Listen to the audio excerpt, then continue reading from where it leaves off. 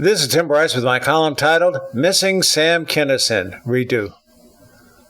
As many of you know, we lost comedian Sam KINISON in an automobile accident back in 1992.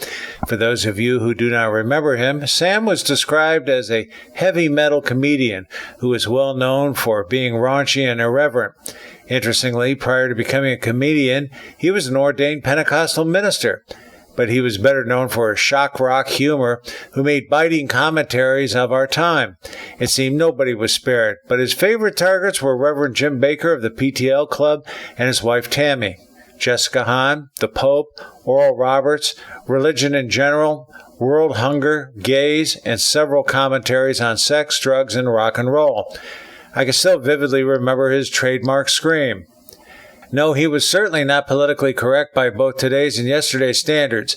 His humor would make just about everyone blush, but behind it all, you had to admit there was an element of truth and wisdom in his comedy, and this is what ultimately endeared him to the public. Many didn't understand how a former minister could be so vulgar, but as for me, I clearly understood what he was trying to tell us. What's sad is that Sam was cut down just as the times were changing, and we needed his biting humor more than ever. Had Sam survived, imagine what he could have done with Supreme Court Justice Clarence Thomas and Anita Hill. He could have done hours on the Clintons and Monica Lewinsky alone.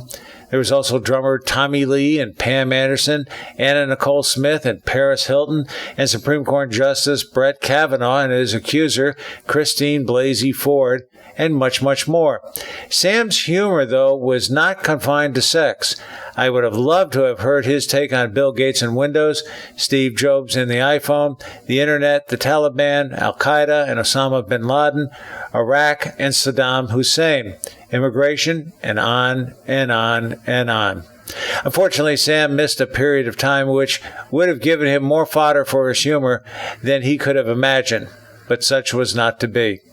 What few people realize is that just prior to his death, Sam was planning on giving up comedy and going back to being a minister. As for me, Sam taught me that in an age of political correctness, maybe some intolerance and ridicule is deserved. Maybe we shouldn't just sit back and accept the status quo, and instead we should speak up and voice our displeasure. And perhaps we take ourselves way too seriously.